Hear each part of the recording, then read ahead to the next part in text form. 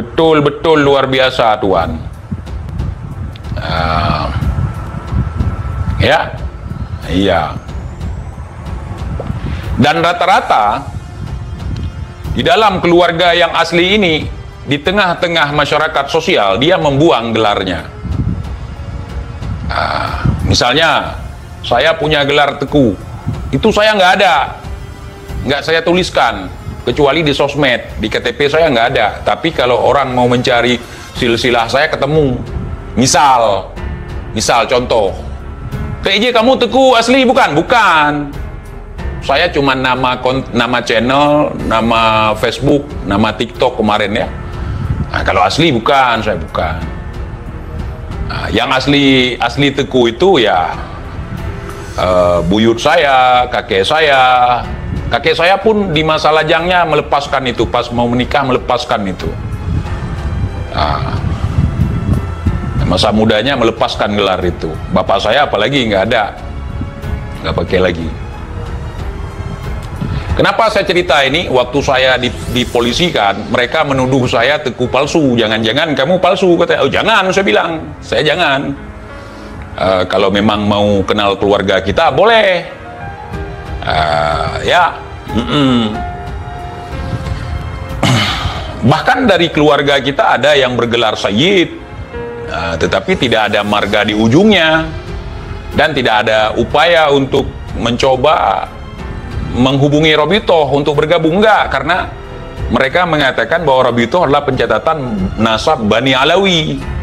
Kita bukan Bani Alawi gitu. Misal what? Indonesia tanah air beta, pusaka abadi nan jaya. Misal ada paman nanti bergelar Syarif, ya, bukan polisi Texas, bukan. Mungkin juga beliau pernah di Texas jadi polisi, ya kan. Maka gelarnya Syarif, ya. Dan kami sudah dibiasakan dengan hal seperti ini. Dari kecil makam harus menyembunyikan makam datuk kami. Kalau nggak disembunyikan nanti diklaim orang. Dari dulu memang sudah ada.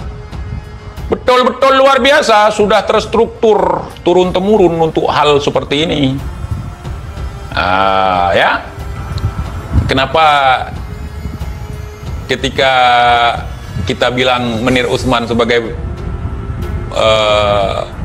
ante-ante Belanda nggak ada lagi yang komplain? Bingung ya? Bingung karena nggak menemukan satupun yang mengatakan dia pejuang. Beranak banyak-banyak, bikin perkumpulan, nanti buat cerita bohong, pasti akan banyak orang yang dukung. Framingan turun-temurun. Jangan mau anak cucu kita jadi orang-orang tolol ke depan dengan pembodohan sejarah. Kalau mereka melakukan itu, ini pertanyaan nih, kan banyak Habib. Gua tidak benci terhadap habaib ya, dengar. Tetapi banyak oknum dari kalangan habaib selalu bercerita datuknya pejuang, datuknya pemberani, orang perang siap mati. Kalau dia orang perang siap mati, kenapa dia harus meninggalkan tanah airnya? Dijajah sama Ottoman, dijajah sama Inggris, kenapa nggak melawan? Gua lebih salut walaupun mereka tidak ngaku sebagai cucu ini cucu itu, yang tinggal di negeri, yang masih tersisa di negerinya, tidak buang negerinya ketika dijajah. Datuk-datuk kita tidak meninggalkan sejengkal tanah di Nusantara ini untuk menghindar dari penjajah. Mereka melawan. Mereka melawan datuk-datuk kita dalam manakibnya, dalam sejarahnya. Bahkan mereka menciptakan perang, membantu saudara-saudara yang ada di Malaka sampai ke Patani sana. Kuburannya masih tertinggal di sana. Bersama saudara kita yang dari Sulawesi, suku Bugis. Makanya Aceh, Kesultanan Aceh dulu punya kaitan erat dengan Bugis. Akibat pernikahan lahir dari sana jadi raja di sini. Makanya sebenarnya antara Aceh dengan Sulawesi, terutama di Bugis itu sangat erat kaitan. Aceh dengan Minang seperti itu, ya.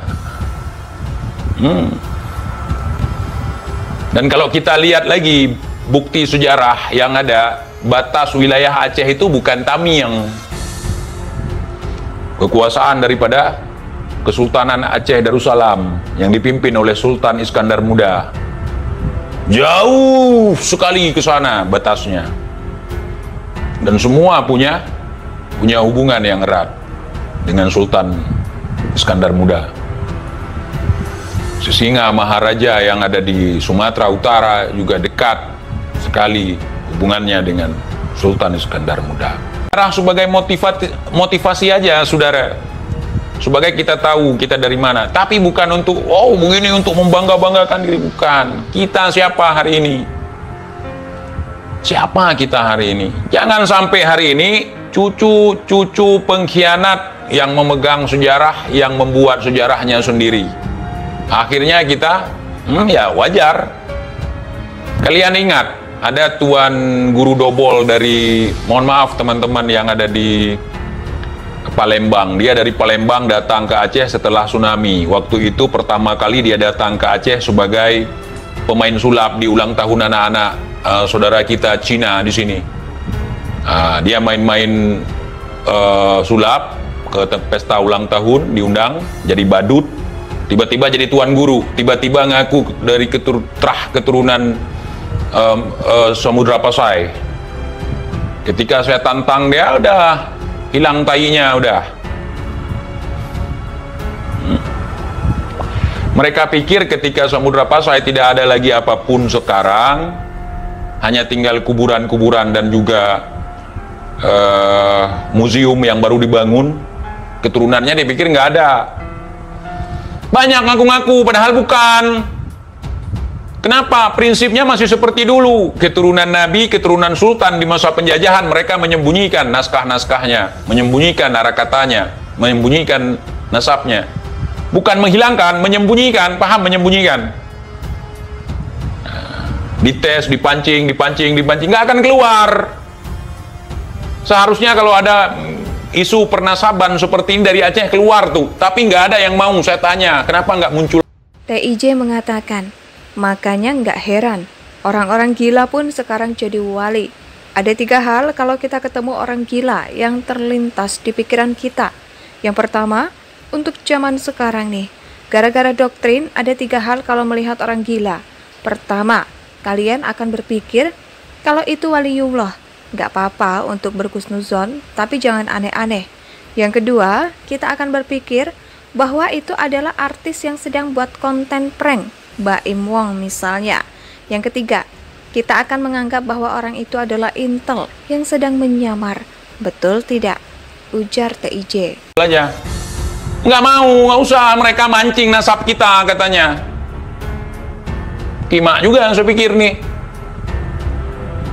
Yed, bangun Yed, hajar. Jangan, mereka lagi mancing nasab kita. Mereka ante-ante Belanda tuh. Kisruh nih, udah biarin aja. Kalau mereka datang kemari ceramah, kasih air banyak-banyak katanya, kasih makan banyak-banyak. Yang penting mereka nggak otak-atik nasab kita. Nasab kita udah jelas itu. Bahaya. Karena bukan cuman ini, banyak peminatnya. Indonesia sejak dulu kala tetap dipuja-puja bangsa.